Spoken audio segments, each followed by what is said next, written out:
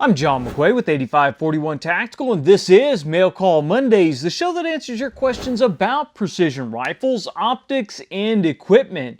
Welcome to another Mail Call Monday, and first and foremost, I want to say, since this Mail Call Mondays is preceding the Marine Corps birthday and Veterans Day, I want to say Semper Fi to all my Marines out there, and happy birthday, and to all veterans, active, retired, or otherwise.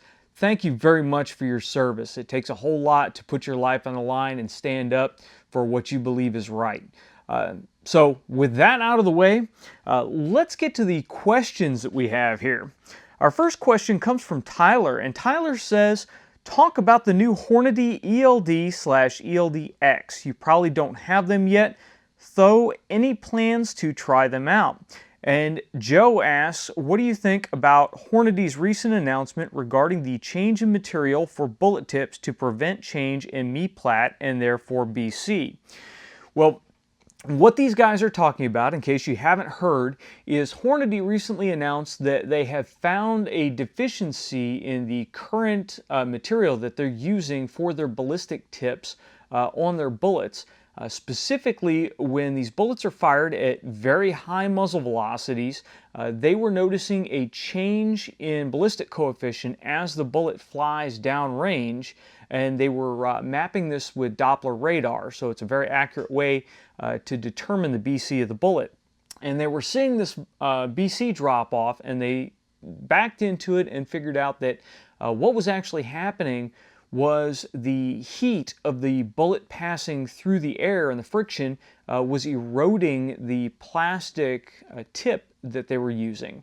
And as those tips become blunter, it reduces the ballistic coefficient, and then of course causes more drop on the bullet. It causes it to slow down faster, causes flight times to increase, etc.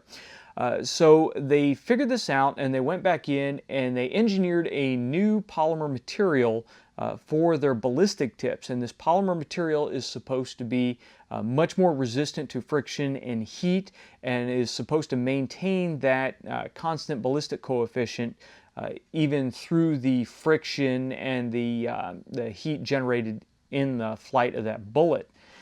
So this is a really interesting thing to see. A lot of the Hornady bullets that I shoot are their Bote hollow point bullets, so they do not have a ballistic tip, but we have shot the AMAX bullets from time to time, and they are a really nice option, especially in calibers that you are not shooting really screaming fast, because they do have a very, very consistent ME-Plat, and the ME-Plat is the very tip of the bullet. You'll notice when you look at Bote hollow point bullets, that ballistic hollow point very often is kind of irregular. Some will be slightly longer than others, and I'm talking just a tiny, tiny fraction of an inch longer than others. They can be kind of rough, and guys that are really, really crazy about accuracy will actually take those bullets and point them. They'll put them through another die that will close that ME-Plat up a little bit and uniform it just a little bit more. Well, the benefit of these new tips from Hornady, and the benefit to the AMAX bullets in general, is that you don't have to worry about that. You get a very, very consistent ME-Plat, but obviously there was the friction and the erosion issue. This isn't an issue I think you're going to see in a 308 shooting most of the velocities that we see in 308s. So if you're shooting 178 grain AMAX or 168 grain AMAX through your 308, don't worry about this at all. You shouldn't really be generating that high a muzzle velocity to worry about this in any significant form. But guys that are out there like we are shooting 243, 243 can generate extremely high muzzle velocities, and this can be an issue. Now, I currently do not shoot any of the AMAX bullets in my 243. I run 107 Sierra Match Kings. I was getting ready to try out the 107 Burgers, which are both Bote hollow point bullets. But with this new tip coming online, when I see the ballistic coefficient, the real-world ballistic coefficients and real-world performance, I may be really interested in trying these, especially for the 243 and, of course, the 6.5 Creedmoor. So they are a very interesting development. I will be really interested to see how they work out in the real world, and hopefully Brian Litz will get his hands on them at some point, and we can see what he gets for real-world ballistic coefficients.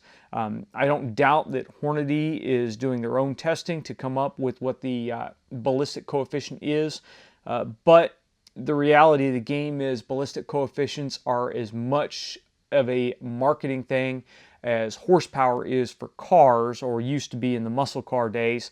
So the fact that they may be inflated just a slight bit is not beyond the realm of possibility.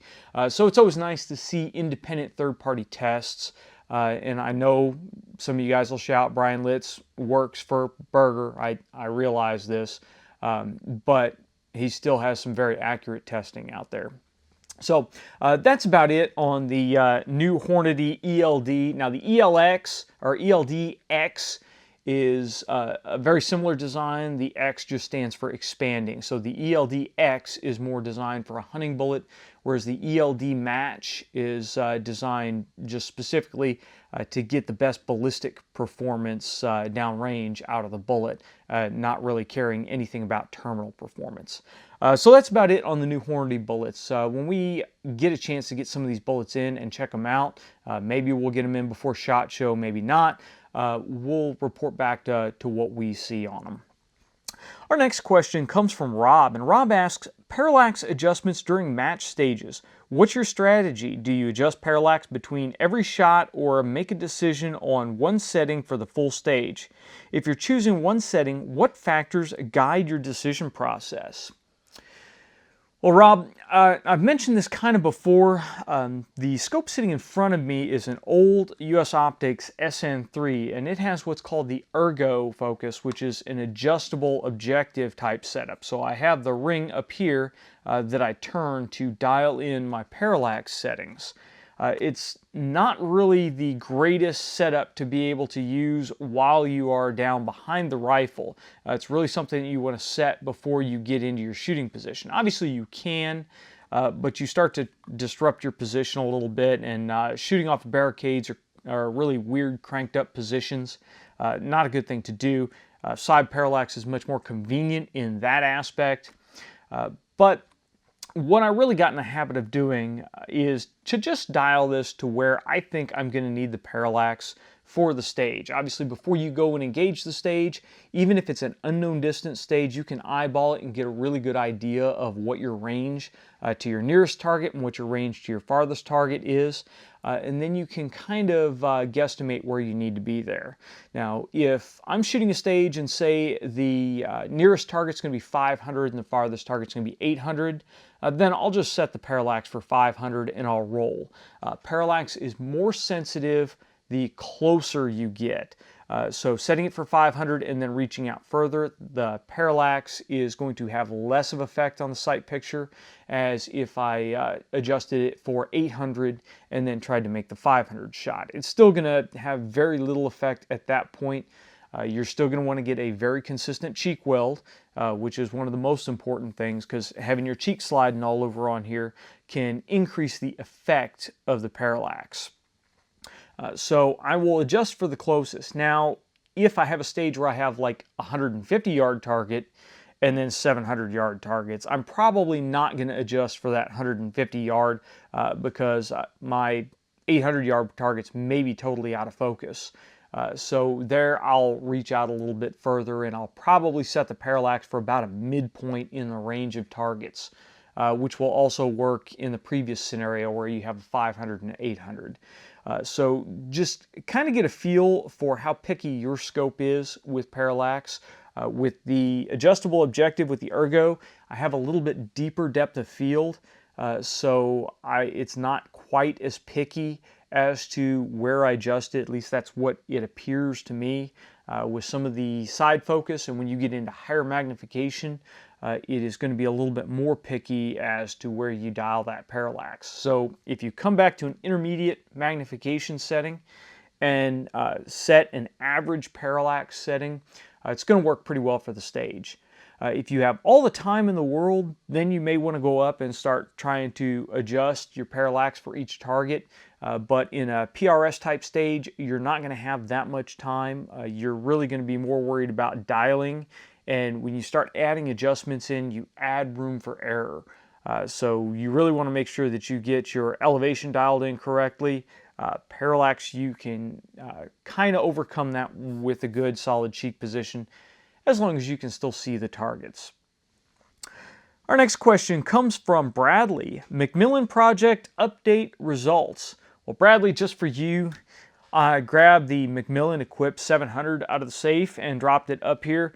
We've kind of lagged behind on this a little bit. We initially got the McMillan A35 stock, which is the one sitting here, in the Desert Spectre camouflage pattern, and we got it put on our Southern Indiana Precision built Remington 700 and took it out and shot it, and it performed very, very well. What we wanted to see is with an aluminum pillar equipped McMillan, if it would shoot as well as the aluminum bedding block equipped stocks and chassis without any bedding in the fiberglass stocks. Usually guys will get these fiberglass stocks and they will think that they have to bed the stock.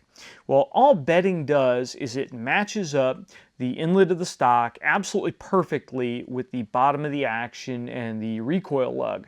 That way you don't have any imperfections. It sits together absolutely perfectly, and what that will usually do is, besides increasing your accuracy, it will give you a very accurate cold bore shot. You don't have to worry about the action moving around in tiny, tiny bits in there.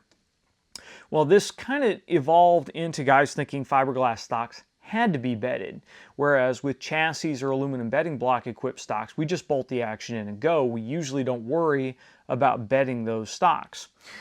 Well, the guys at McMillan contacted us and sent this out to us, and they wanted to remind us that the inlets on their stocks are cut to the same or greater precision as the aluminum bedding blocks and the inlets on most chassis systems. So what you're actually getting is the fiberglass in the stock, which is a very rigid material and very weather resistant material. It is going to mate up to the bottom of your action very closely, just like you would with a chassis or an aluminum bedding block. The only caveat that I have to that is if you are ordering one of these stocks and you intend to just bolt your action into it before you have a chance to either have it skim bedded or if you don't want to skim bed it at all, make sure you order it with the aluminum pillars in here. I like the aluminum pillars because it gives me a very consistent surface to torque the action bolts against. So that torque is really critical to making sure everything is sitting in here just perfectly. So I prefer to have the aluminum pillars in there, and with the aluminum pillars you have something solid that the action is going to sit against. The fiberglass really isn't going to compress to begin with, but the aluminum pillars, help you out just a little bit more, and you're good to go. So thus far we have not had this action bedded. The reason we've kind of lagged behind on this is once we shot it, we saw that it was extremely accurate with it just dropped in and torqued in here. We need to get it out and do a cold bore tracking series on it, and then we need to send it off to Southern Indiana Precision and have them professionally bed the rifle for us. And then we'll come back to you and we'll tell you overall how well this shoots. This is a really, really fun rifle to shoot. We've got a Timney Calvin Elite trigger in here, which we also need to get off our butts and finish the review on. But overall, the system works really, really well. The stock is extremely comfortable. And because of my previous experience seeing the abuse that McMillan stocks will have, I have a soft spot in my heart for McMillan stocks. So you really can't go wrong with a McMillan. And they have a vast array of features that you can set up on the stock. As I said, McMillan did send this out to us to play with, so we are grateful to them for that. But before that, we still had a great respect for how much damage the McMillans can take and still function just great. Somewhere laying around here in the shop, I have a McMillan HTG that came off of an old Marine Corps M40A1 sniper rifle. And that thing had been used and abused. We sent it back to McMillan. They replaced the butt pad on it, but we specifically asked them not to repair that stock in any way, shape, or form other than putting a new butt pad on it. And we'll show you that at some future point when we get a little bit closer to completing our M40A1 project. But our next question comes from Christopher, and Christopher asks, what's your take on the newly introduced Hearing Protection Act and the Alternative Ammunition Manufacturing Act? Pros and cons of each from an LEO and a practitioner viewpoint. Well, Christopher, first of all, my impression on the Hearing Protection Act, I really love that this is actually being brought up. I don't think that this bill has any possibility of actually making it into law.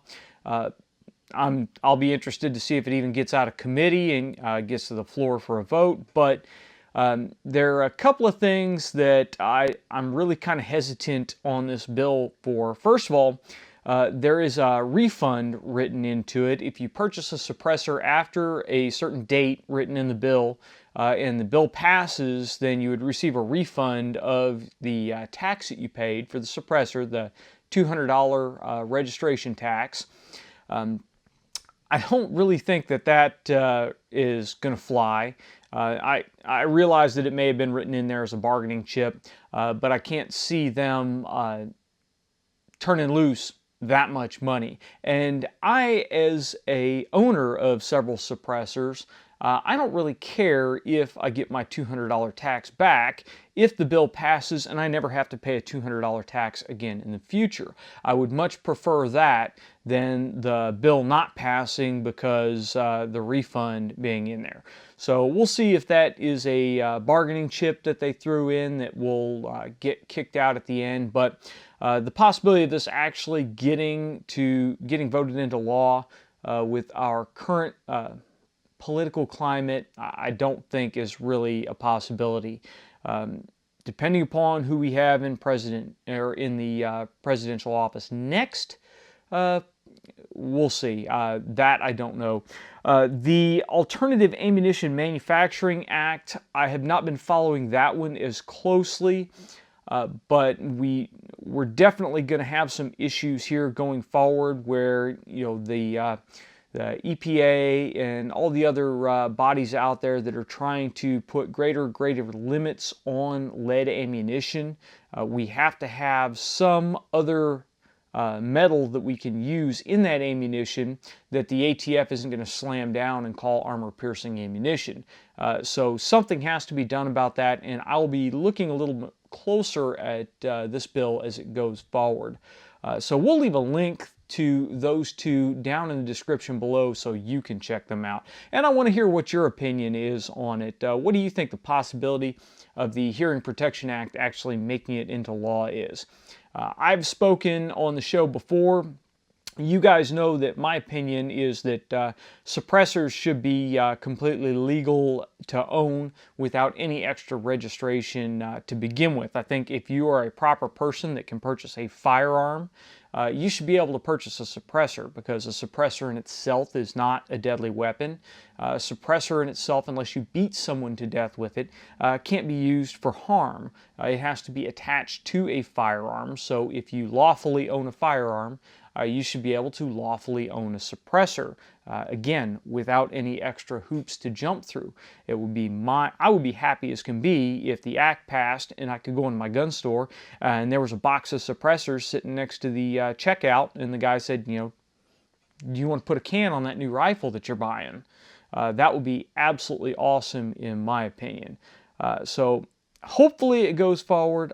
I don't think that it has a whole lot of possibility of actually making it into law, though. So again, I want to hear what you guys have to say, so please leave your comments in the comment section below. Now, our next question comes from Jacob, and Jacob asked, do you think the 6.5 Creedmoor will ever see action as a military cartridge? Jacob, I think the 6.5 Creedmoor has a ton of advantages, but I don't think you'll ever see it in place as a military cartridge over the 308. One thing going for it is there are already a number of weapons in the arsenal that are chambered in 7.62 NATO /308. and it would take a lot of effort to retool everything for something like 6.5 Creedmoor. I think it's kind of along the same lines as talking about 6.5 Grendel in the M16 platform. It would be a simple matter to convert M16s to 6.5 Grendel. It'd be a simple matter to standardize on a pressure load that's going to work in all of them, but it's just not going to happen because the 5.56 is so standardized now around the world, and 7.62 is the same way. It's standardized throughout NATO countries. I don't think you're going to see a push to take the 6.5 Creedmoor and standardize it around the world. So I think there's little to no possibility of the 6.5 Creedmoor making it as a military cartridge, although it would be a great benefit to a lot of the military snipers that are out there now. David asks, John, can you tell me if the flat bottom of the Recoil Lug is supposed to be level to the action? I removed the barreled action from stock to bed the stock. For some reason the lug looked off, so I threw a level on the bottom of the action and the top of the pick rail. The one on the bottom lug was canted. What are your thoughts? Should I have this issue taken care of? Well, David, it really, in my opinion, because I have a little bit of OCD, the bottom of the lug should be parallel to the rail on the top of the action.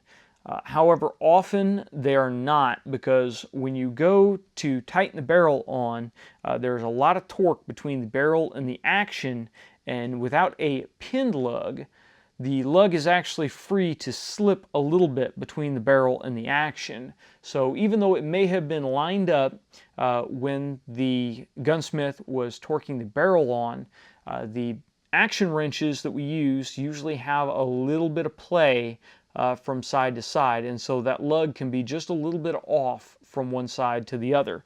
This rifle in front of me, the lug is off just a couple of degrees. It doesn't make a difference though if the rifle is properly bedded or properly inletted, because when you do a bedding job on these rifles, you don't want the sides or the bottom of the lug to touch anything. Only the back of the lug should contact your bedding. So if the bottom or the sides of your lug are contacting the bedding, it can cause some strange issues with the harmonics in the rifle. It can cause some different strange torque when you bolt the rifle down. So sides, bottom, and the front of the lug should not touch anything. Usually you want to put a couple wraps of tape on them before you drop it in the bedding. That way everything, there's a little air gap in there. Only the back of the lug should actually be seated firmly against the bedding. So in the big picture, no, it shouldn't make a difference in the details. I think that's one of the things that sets an absolute top-notch rifle builder apart from good builders or great builders, is little details like that, because when it's all bolted together, you really can't tell. This rifle sitting in the stock right now, you can't tell that the lug is off just a tiny bit. When you take it out and you look at it, then you can tell. If it's something that bothers you, then ask for the lug to be pinned. They'll drill a hole through the lug and into the action, and they will insert a pin through the two, and then when the barrel goes on, the pin holds the lug perfectly true to the action, and that takes care of any problems there. Later on, when the barrel is changed, the lug will always be in the same orientation. So that's what's going on with that. Next question comes from Richard, and Richard asks, what are your thoughts on shooting with one or both eyes open? Loving the videos here in New Zealand. Well, Richard, thanks for watching. We've commented a couple of times before, my preference is to shoot both eyes open if at all possible.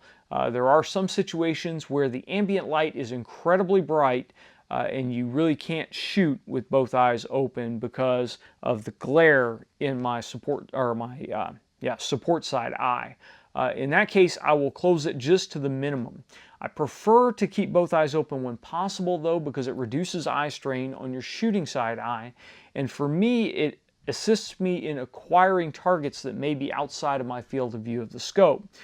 If I'm shooting a target over here on the right and I need to traverse over to a target on the left, I can already see that target in my peripheral vision from my support side eye. So it's a simple matter to swing the rifle over to it. Where if I had this eye closed and was only looking through the scope, now I have to break both eyes open, come out of the scope, see where it's at, move it over, and get back into the scope. So for me, it just is faster, it's easier, and it's less eye strain to run with both eyes open. Now, if you have a cross-eye dominance problem, say you have your left side dominant or left eye dominant, but you shoot from the right side for whatever reason, then you may not be able to do that because that support side eye will always be trying to take over the sight picture. And you may have to cover it, you may have to close it, or my recommendation is generally to switch and to shoot from your support side. Learn to shoot left-handed if you're left eye dominant. Some people are almost equal, and then you really have to concentrate to make sure that you're on that right eye or you're on the left eye. Whichever eye is on the scope, you have to concentrate on that sight picture. And again, you may have to put some tape or you may have to do something to block that sight picture out. Target shooting, one of the ways that you can help or train yourself to shift that eye without actually closing down your support side eye is take some clear cellophane tape and put it over the lens of your shooting glasses, and that tape will still allow the light through. It will still allow you to keep that eye open, but you won't have to squint it down and you won't get that clear picture from your left eye, so you'll be able to concentrate on your sight picture. You can try that for a little while if you're having problems shooting both eyes open, and then remove the tape after you get used to concentrating on that sight picture and see if you can have a little bit easier time shooting with both eyes open. I still would prefer not to have that left eye blocked off in tactical rifle shooting because you're really shutting down a large percentage of your peripheral vision. And if I'm still not able to concentrate on that clear sight picture with both eyes open, I would prefer to be able to close that eye and then open it back up when I need it versus having something totally blocking it constantly.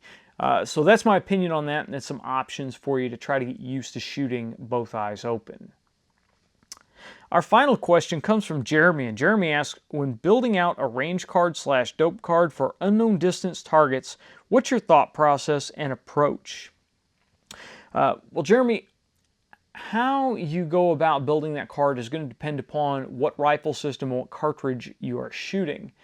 If you have a relatively flat cartridge, then you can spread the increments on that range card out pretty good, and you can make an educated guess when your target is in between the increments that you have on your card.